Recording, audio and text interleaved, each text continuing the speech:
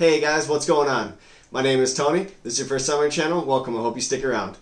Today we're going to cover Sling TV as I continue my series on the best streaming services of 2019. I'm going to start by going over the subscription services and what they have available, and then we'll kind of go over some of the features, the interface, and then I'll kind of provide my thoughts on what I think of it. And then at the end I'll kind of come back around and go over everything again and give you my recommendation and how I think it compares to the streaming service that I currently have, which is, if you watched before, DirecTV Now, which I've had since it came out. So I will take that into consideration that I am grandfathered in on the early adopter price. However, I will still make a recommendation for those of you that are starting from new, as I have been trying to review all the streaming services organically. If you haven't already, make sure you subscribe to my channel, as I'll have weekly updates and you're not going to want to miss it.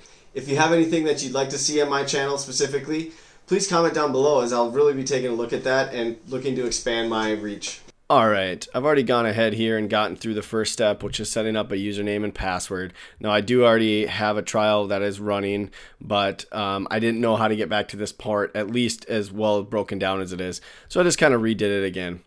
So as you log in here, you can see the options that Sling provides for you.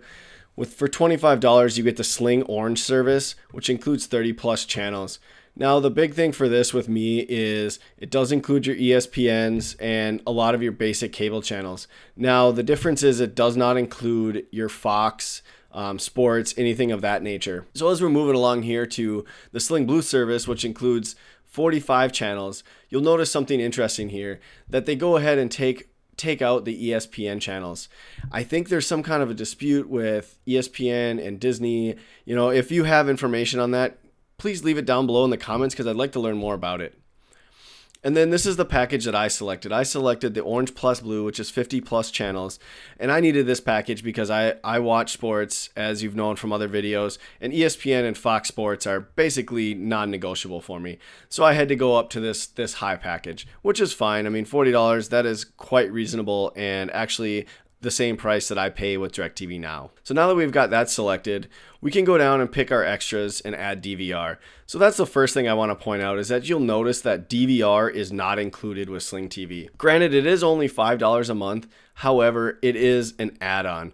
Now, that might not be an issue for some people, and it is 50 hours, so it is decent. However, I just think it's kind of a pain that that's an add-on. You know, but looking back at it, DirecTV Now actually added a DVR and then increase the price $5 a month. So I guess it's ultimately the same.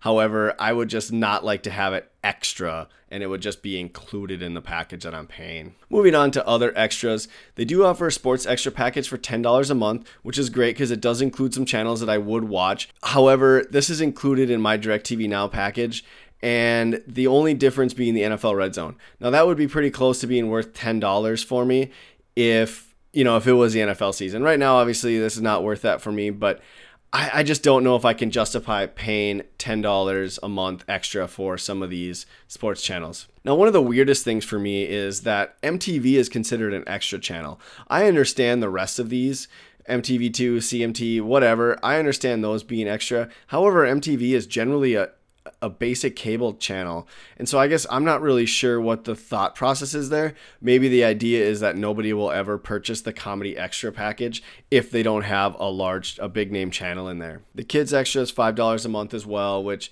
includes your basic kids extra channels, which doesn't affect me in the least, and I've probably never ever watched them anyway. News extras is $5 a month. It includes MSNBC, CNBC, and then the rest kind of, I would say, second and third tier channels, maybe with the exception of like BBC and maybe the Science Channel. Again, I think it's kind of weird that MSNBC is an add-on channel, considering that is a basic cable channel in most places. Lifestyle Extra, again, they have weird options of VH1 and E, which are generally on regular cable channel packages. So I guess I'm not sure. Maybe it's just their idea of a la carte, and so they strip out of the regular packages. Now, this is a nice feature that I overlooked when I originally signed up, is that you can get the 4 extras for $10 a month. Now, that brings your total price up to $50 a month, and then if I would do the sports package and the DVR, we would be looking at $65 a month. Now, that doesn't include any movie channels, which we'll get to in a second. However, it is a better deal if you're going to buy 2 of them. You might as well get all 4. And I guess that's where they kind of get you. You know, it bills itself as a la carte, and I guess it is, but it's a little aggressive a la carte. Moving down to the premium channel packages, you can see the basic ones of Stars and Showtime. Now, I don't see Cinemax and HBO, and I don't know why that is. So if you know why that is, can you leave that down in the comments below? Because that'd be interesting to hear. I don't know if it's because DirecTV Now is owned by HBO, or HBO is owned by this AT&T, which owns DirecTV Now. I guess I'm not really sure. It's kind of a weird thing, and I know you can join HBO on itself, but it's, again, $15 a month. So now we're up to $80 a month. And then it's got some random other channels that I guess I've never watched, so I don't have any information on them. A cool thing it does offer is NBA League Pass and NBA Team Pass. I'm not a huge NBA fan. I mean, I like NBA, but it's not something that I would watch religiously. So ultimately, it's not something that I would get. Moving right along here to the interface, I want to point out something that's kind of a big deal that hasn't been true with Hulu or DirecTV Now, is the fact that this actually has an app for my NVIDIA Shield TV, which is kind of a big deal because I really want to add the Shield to my repertoire of streaming devices. So this is helpful. Now, as we look through here, you can set up my channels, which are your favorite channels, and then you can just browse to them right away. I don't have anything set up because I'm not planning on keeping this at this point, but if I were, I would have my channels set up so I could just tune right to them. As you can see, it has some featured stuff on the main page here, trending shows, top rentals, and pay-per-view. All right, we'll just move on to On Now here.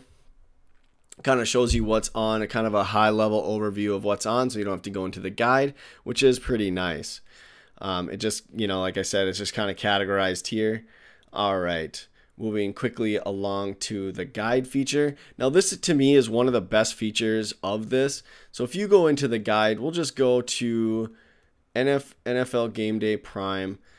And so this works differently than it does on my Apple TV. On my Apple TV, it actually shows me what is playing, or, you know, it kind of shows me the information before I have to click on it. So then I just highlight it and it shows me the information. It's kind of similar to a cable box, and I really like that. So I don't know if it's a specific thing to Android TV. I didn't try it on my Fire TV. However, I just feel like it could be better if it would work like that.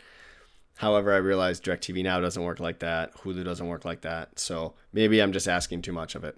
So you do have to click it twice to watch. I'm not going to watch NFL because they'll be the first ones to claim my copyright if I do, so let's not do that. So one of the things that I don't really like about the guide, I mean, I think it looks great and it functions well, it moves well, is how they sort the channels. So right at the top, they have the premium channels, which is fine. I'm okay with that because if you pay for it, you might as well use it more.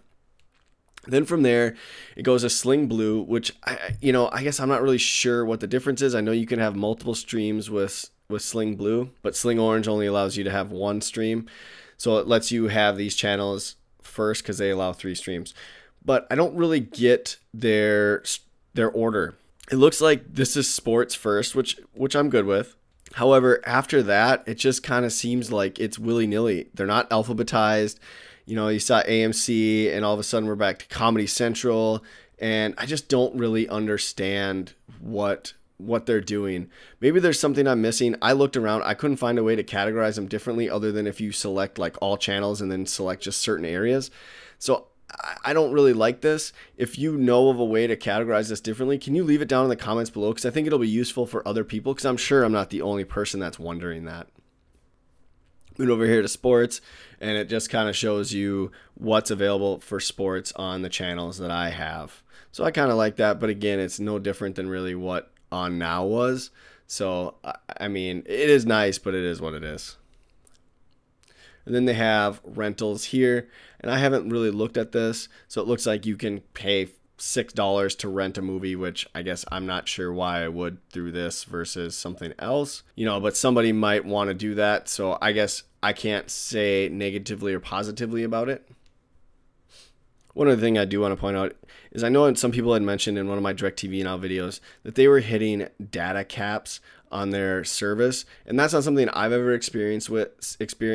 So looking at this, it does give you the option to limit the quality. Now, I don't think you'd want to limit it to like low quality, something like that, because then what's the point of having it? However, it does look like it does give you the option, so that is kind of nice. All in all, I think the interface is good. I think it's polished. I think it runs well, but I'm not sure how I feel about it. Let's jump to that, and I'll kind of give you my recap and what I really feel about it. Alright guys, so just kind of circling back around here, just kind of recap what I talked about. So there are 3 different packages. They have Sling Orange and Sling Blue, which are $25 a month each.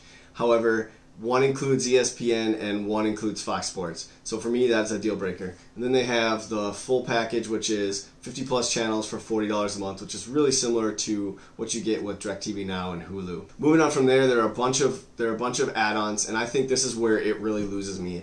Because when I built my package out to similar to what I have with DirecTV Now, whether or not I include the fact that I got the grandfathered price, it still comes out to about $80, $85, which is like $20 to $25 more than I'm paying or would be paying if I just joined DirecTV Now. I like the interface of Sling TV. I think the guide works well.